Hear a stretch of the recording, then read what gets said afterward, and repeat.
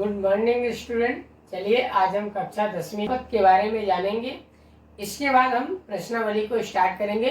तो चलिए हम देखते हैं बहुपद में क्या क्या बातें होती हैं, बहुपद किसे कहते हैं, बहुपद कितने प्रकार का होता है, बहुपद कौन कौन सी संख्याएं होती हैं, कौन सी नहीं होती हैं, इन सभी विषयों के बारे में हम आज विस्तृत चर्चा करने वाले हैं।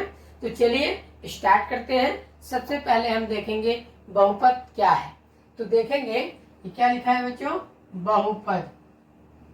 तो बहुपद किसे कहते हैं? या दो से अधिक पदों के समूह को क्या बोलेंगे बच्चों? बहुपद, है ना। तो दो या दो से अधिक पदों को क्या बोलेंगे? बहुपद। पद क्या होते हैं? चर और अचर। तो हमारे बहुपद में पद दो प्रकार के होते हैं। पहला पद चर होता है, दूसरा कौन होगा? अचर। दो प्रकार के हमारे पद मिलकर के बहुपद का निर्माण करते हैं। अब हम चर किसे कहते हैं, अचर किसे कहते हैं, उसको देखते हैं। चर क्या है बच्चों? चर क्या है? जिसका मान ऐसा राशि जिसका मान बदलता रहता है ना, उसे क्या बोलेंगे? चर। तो ऐसा राशि जिसका मान बदलता है उसे क्या बोलेंगे? चर राशि। इसका एग्जाम्पल ए, बी, सी, ये एक्स, वाई और जेड। ये अंग्रेजी के वर्णमाला को हम क्या बोलेंगे बच्चों? चर राशि, है ना। जिसका मान हमेशा क्या होता है? बदलता रहता है। यानी एक्स का मान कभी हम 1 लेते हैं, एक्स का मान कभी 0 लिया जाता है, एक्स का मान 5, 6। आप कोई भी संख्याओं को एक्स का मान रख करके आपने कई सवालों को हल किया होगा, है ना। तो ये सभी क्या होंगे बच्चों? चर राशि। अब हम इसी को बात करेंगे अचर क्या होता है। तो अचर ऐसा राशि जिसका मान अपरिवर्तित रहता है उसे हम अचर राशि कहते हैं। तो अचर राशि में हमारी सभी की सभी संख्याएं आएंगी, चाहे वो धनात्मक संख्याएं हो चाहे वो ऋणात्मक संख्याएं हो, वो सभी की सभी राशियां क्या कहलाएगी बच्चों? अचर राशि। तो अचर में हो जाएगा हमारा सभी धनात्मक एवं सभी ऋणात्मक।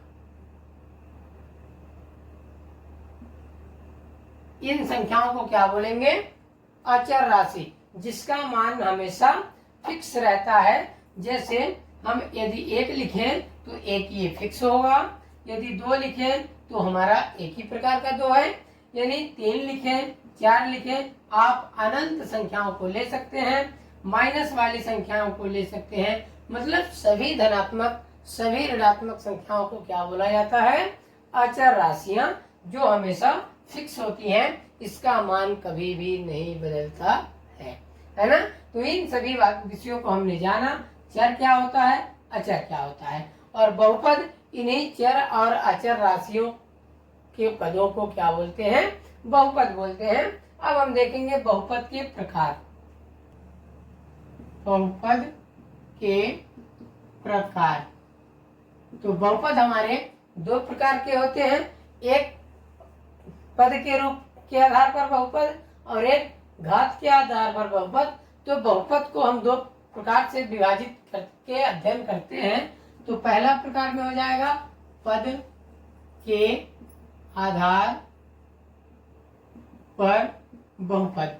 तो इन सभी विषयों को जो हमने बेसिक रूप में डिस्कस कर रहे हैं, तो ये आमतौर पर बहुविकल्पित के प्रश्न हैं। बहुविकल्पित प्रश्नों में 1-2 नंबर के कंफर्म होते हैं। यदि आप इस वीडियो को देखेंगे तो आपको 2 नंबर का फिक्स आएगा। कोई भी, चाहे वो 9वीं का हो चाहे वो 10वीं का हो, यदि आप इस पूरे लेक्चर को देखते हैं तो आपके तिमाही छमाही जो भी एग्जाम्पल हो और उसमें यदि बहुपद प्रश्न पूछे गए हैं तो आपके 2 नंबर का सवाल कंफर्म हो जाएगा। तो चलिए देखते हैं हमारे पद के आधार पर बहुपद क्या होते हैं, कैसे होते हैं। तो हम पहले देखेंगे एक पदी बहुपद। कितने पदी, एक पदी बहुपद। तो एक पदी बहुपद क्या है, ऐसा बहुपद जिसमें हमेशा एक पद हो, और वो पद क्या होते हैं बच्चों, कोई भी चर हो सकता है, कोई भी अचर हो सकता है। तो इनको हम क्या बोलेंगे, पद बोलेंगे। जैसे एक्स को हमने क्या बोला था, चर बोला था, ये क्या है, एक पदी है। यदि इसमें से अचर में से देखें तो एक को क्या बोले थे, अचर बोले थे, तो ये भी क्या है, एक पद है मतलब। और ये एक्स वाई क्या है, गुणा के रूप में है, इंटू यानी गुणा के रूप में है, तब भी हम इसको क्या बोलेंगे, एक पदी बहुपद है ना। जैसे हम इसको 12, ये क्या है, एक पदी बहुपद है, 2 अंक लिखे हुए हैं, 2 वर्णमाला लिखे हुए हैं, पर पदों का पहचान अलग अलग तब होता है जब हम इसके बीच में प्लस या फिर माइनस का चिन्ह लगा देते हैं, तब होता है ना। तो इस तरह से हमने जाना कि बहुपद में पद क्या होते हैं, कैसे विभाजित होते हैं। अब हम इसको एक पदी बहुपद को, जैसे x है ना, 6x, ये भी क्या है, एक पदी बहुपद है, ठीक है।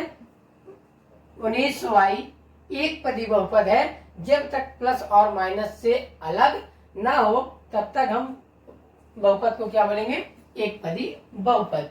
चलिए हम देखते हैं अब और आगे। x होगा, 1 होगा, 6x होगा, 9y होगा, 12xy होगा, ये सभी के सभी क्या होंगे बच्चों, एक पदी बहुपद। अब दूसरे नंबर पे आता है दो पदी बहुपद, द्वि पदी बहुपद।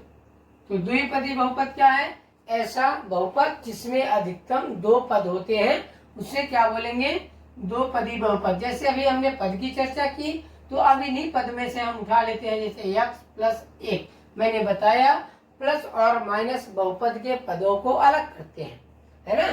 तो ये एक चर राशि है, यह एक अचर राशि है, दोनों मिलाकर के हम प्लस माइनस से अलग हुआ है, तो हम इसको एक पहला पद और ये हो जाएगा दूसरा पद। ये कितने पदी बहुपद है बच्चों, 2 पदी बहुपद है ना। और इसी प्रकार से हम 6x प्लस 9, ये क्या है, द्विपदी बहुपद है, ये पूरा एक पद है, ये अलग एक पद है, ठीक है। तो इस तरह से आपने पदों को बहुत अच्छे से सीखा। और आप और आगे चलिए 3।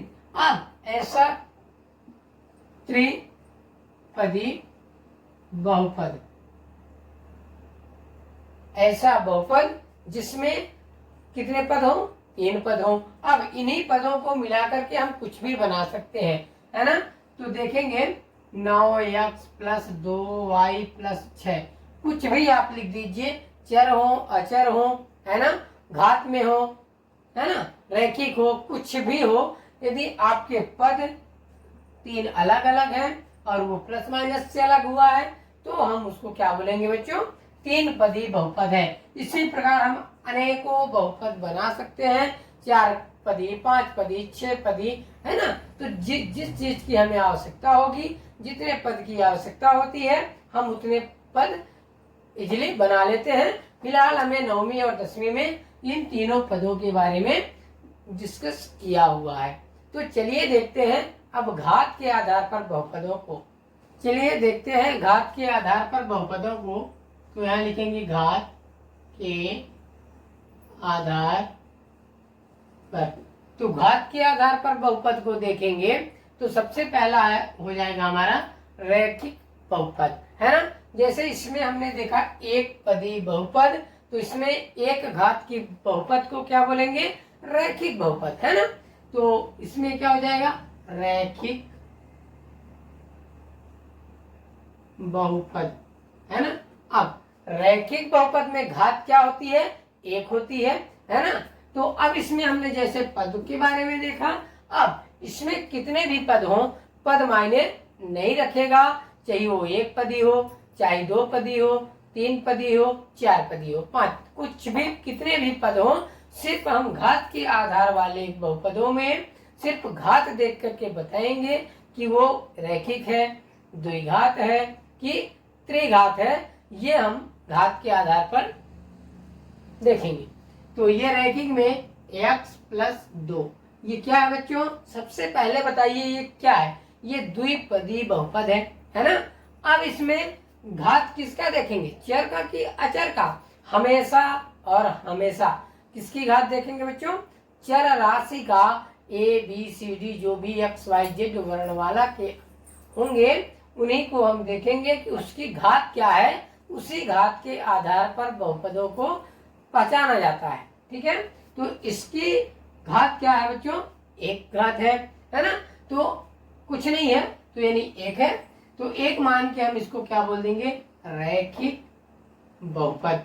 ठीक है, इसी प्रकार चाहे वो एक ही पद का हो, 6y कितने घात का बहुपद है? एक घात का बहुपद है ना। मान लीजिए 9x प्लस 6y प्लस 6, या फिर कुछ और संख्या ले लीजिए 2, ये कितने घात की बहुपद है? आप कहेंगे पद तो 3 है पर घात कितना है बच्चों? एक ही घात का है ना। तो ये एक घात की बहुपद है। इस तरह से हमने देखा पद कुछ भी हो, सिर्फ और सिर्फ हम घात को देख करके घात वाले प्रश्नों में पहचानेंगे। अब ये दूसरा नंबर हो जाएगा द्विघात बहुपद। तो द्विघात बहुपद में क्या होता है? ऐसा बहुपद जिसकी अधिकतम घात की संख्या 2 होती है, चाहे वो इसमें भी वही होगा, चाहे वो एक पदी हो, द्विपदी हो, त्रिपदी हो। अब देखेंगे जैसे यहाँ 6x² लिखा है ना, तो ये कितने पद का बहुपद है? एक पदी है। घात है ना, घात और पद अलग होते हैं, ये पूरा का पूरा बच्चों एक पदी बहुपद है। और घात के आधार पे देखेंगे तो घात अधिकतम कितना है? ये चर राशि है ना, तो चर की अधिकतम घात कितना है? 2 है, इसीलिए हम इसको बोलेंगे द्विघात बहुपद है ना। अब 2x² प्लस 9y, ये कितने घात का बहुपद है? ये द्विघात बहुपद है ना। 6x² प्लस 5x प्लस 11, ये कितने घात का बहुपद है? ये भी कितने घात का बहुपद है? द्विघात बहुपद है। ठीक है, अब हमने घात के आधार पर पढ़ा। अब इसी प्रकार त्रिघात बहुपद को देखेंगे। त्रिघात यानी ऐसा बहुपद जिसमें अधिकतम घातों की संख्या 3 होती है, त्रिघात बहुपद कहलाती है।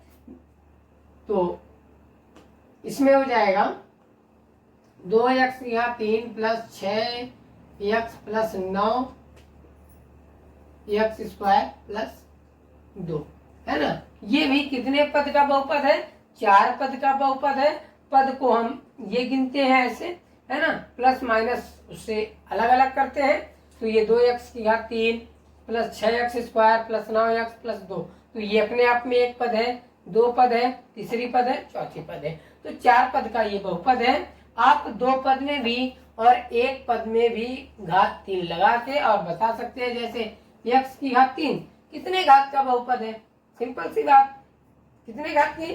3 घात की बहुपद है। अब ये कितने पद का बहुपद है? 1 पद का बहुपद है। तो आशा करता हूं आपको ये बहुपद में पद के आधार पर और घात के आधार पर पूरा समझ में आया होगा।